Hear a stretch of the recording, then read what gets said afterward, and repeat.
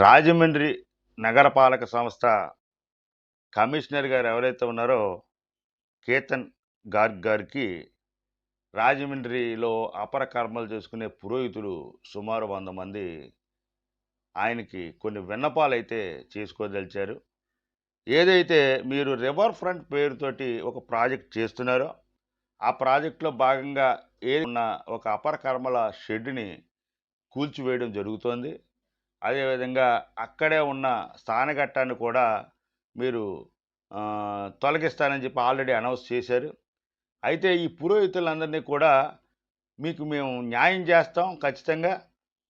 మీకు ఏ ఇబ్బంది లేకుండా మీకు అపరకర్మలు చేసుకునే వాళ్ళకి ఈ అన్ని కులాల వారికి ఇబ్బంది లేకుండా చేస్తామని చెప్పి మీరు ప్రకటన అయితే చేయడం జరిగింది. ఈ మేరకు 17వ తారీఖుని మీరు అధికారులతో కలిసి పనులను పరిశీలించడం కూడా జరిగింది. చాలా మంచి పని. మీ అభివృద్ధికి అయితే మేము ఆటంకం కాదు. కానీ ఏ షెడ్ అయితే ఉందో అపరకర్మ షెడ్డు దాన్ని తొలగించేయడం కొంత బాధాకరం. ఇక దాన్ని తీసుకెళ్ళి మీరు మార్కండేయ స్వామి గుడి దగ్గర ఉన్న కింద ఆల్రెడీ ఉన్న ఒక ఘాట్లో దీన్ని మారుస్తామని చెప్పారు. ఆ తర్వాత దాన్ని బాగు చేసి ప్రస్తుతానికి ఇచ్చి దాని తర్వాత పక్కనే మరొక స్థలాన్ని పరిశీలించడం జరిగిందని కూడా చెప్పారు. ఈ వాస్తవం అయితే అందరికీ మన పురోహితులందరూ కూడా ప్రస్తుతం ఈ మార్కండేయ ఘాట్కి వెళ్ళడానికి సిద్ధమయ్యారు. కానీ ఇక్కడ పరిస్థితి ఏమిటంటే మార్కండేయ ఘాట్ కింద అపరకర్మలకు పెట్టుకుంటే రేపు కార్తీక మాసం వచ్చిన తర్వాత భవానీ మాల్లో లేకపోతే మా అయ్యప్ప దీక్షలో చేసుకునే వాళ్ళకి ఎంత ఇబ్బంది కలుగుతుందో మీరు ఆలోచించండి. ఎందుకంటే ఇదే మార్కండేయ స్వామి గుడి రేవులోనే వీళ్ళే స్నానాలు చేసి పవిత్రంగా శివాలయానికి వెళ్తారు. కానీ అక్కడ ఈ అపరకర్మలది ఎంతవరకు సమంజసమో మీరు ఆలోచించండి. ఇకపోతే మీరు ఆ పక్కనే మరో స్థలాన్ని చూసాం అన్నారు. అన్నంతో మీరిచ్చిన ఒక ప్రకటనలోనే దాంట్లో నగరపాలక సంస్థ పిఆర్ఓ జారీ చేసిన సంస్థలోనే ఇంకా ఆ స్థలం గురించి నీటిపారుదల శాఖ దగ్గర నుంచి అనుమతి కోసం లేఖ రాయవలసి ఉంది అని మీరే పేర్కొన్నారు. అంటే ఇంకా దానికి అసలు శ్రీకారమే లేదు.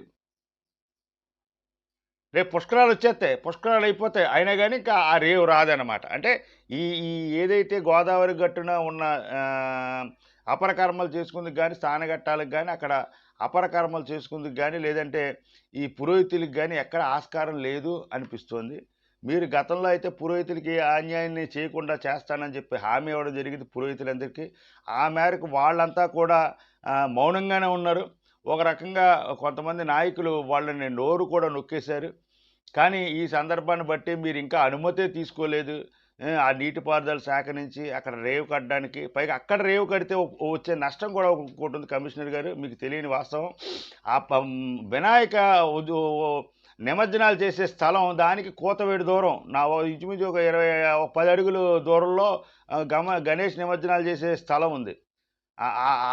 గణేష్ నిమజ్జనాలు చేసే చోట ఇక్కడ అపరకర్మలు చేసుకోవడం ఎంతవరకు సమంజసం? కాబట్టి దీన్ని పూర్తి స్థాయిలో మీరు ఆలోచించి మీ డిజైన్లో ఏదైనా మార్పు చేస్తారేమో తెలియదు. కానీ ఏదైనా నదీ తీరం అనేసరికల్లా అపరకర్మలు స్థానఘట్టాలకే ముఖ్యం. మీరేదో అభివృద్ధి పేరుతోటి దాన్ని ఏమంటారు, ఒక కనెక్టింగ్ బ్రిడ్జ్ ఎవరికి కావాలి స్వామి?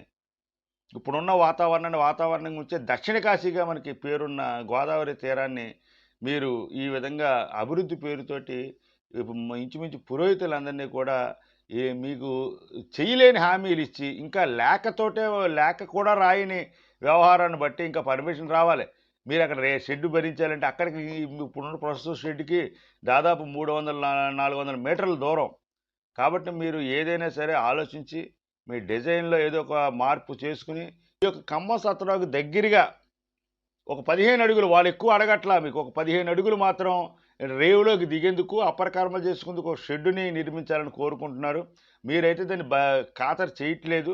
అసలు మీరు ఎక్కడ వెళ్తారో చెప్పండి అని చెప్పారు. అయితే మీ నాయకులైతే మీరు ఎలా బతుకుతారో అనే లెవెల్గా ఒక వార్నింగ్ స్థాయికి కూడా వెళ్ళిపోయారు. నిజానికి బ్రాహ్మణులు అక్కడ బతికేందుకే ఉన్నారు. వాళ్ళని దృష్టిలో పెట్టుకుని మీరు మార్కండేయ స్వామి గుడి దగ్గర ఏర్పాటు చేసినా రేపు వచ్చే కార్తీక మాసంలో చాలా ఇబ్బందులొస్తాయి. భక్తులకి అపరకర్మలు చేసుకునే పురోహితులకి. ఇది కాక మీరు అక్కడికి కొంచెం దూరంలో ఒక రేవు కట్టిస్తా అంటున్నారు. ఆ రేవుకి సంబంధించినంత వరకు మీరు లేఖే రాయలేదు నీటిపారుదల శాఖకి. మీరు లేఖ రాయాలి, వాళ్ళు పర్మిషన్ ఇవ్వాలి. అప్పుడు మీరు కట్టడం మొదలెట్టాలి. ఇవన్నీ అయ్యేసరికి 2027 పుష్కరాలు కూడా అయిపోతాయి. పైగా మీరు ఎక్కడైతే ప్రతిపాదించిన స్థలం ఉందో, ఆ స్థలానికి కొంచెం ఒక 10 అడుగుల దూరంలో వినాయక నిమజ్జనాలు జరుగుతాయి. ఆ పక్కన వినాయక నిమజ్జనాలు, ఈ పక్కన పాపరకర్మలంటే ఇది ఎంతవరకు సమంజసం? మీరొక్కసారి ఆలోచించి, మీ డిజైన్‌లో చిన్న మార్పు చేసుకొని, ఏదైతే చంద మన కమ్మ సత్రం ఉందో, ఆ కమ్మ సత్రానికి దగ్గరగా మీరు ఏదైతే బ్రిడ్జి కడతానంటున్నారో, ఆ బ్రిడ్జి కిందకి కానీ, ఒక 15 అడుగుల దూరాన్ని ఈ అపర కర్మలకు కేటాయించవలసిందిగా పురోహితులందరూ కోరుకుంటున్నారు. వాస్తవానికి మీ అభివృద్ధికి వారు ఏమీ ఆటంకం కాదు. కాబట్టి మీరు ఈ విషయాన్ని దృష్టిలో పెట్టుకోవాల్సిందిగా మా ఛానల్ తరపున విజ్ఞప్తి చేస్తున్నాం. నమస్తే.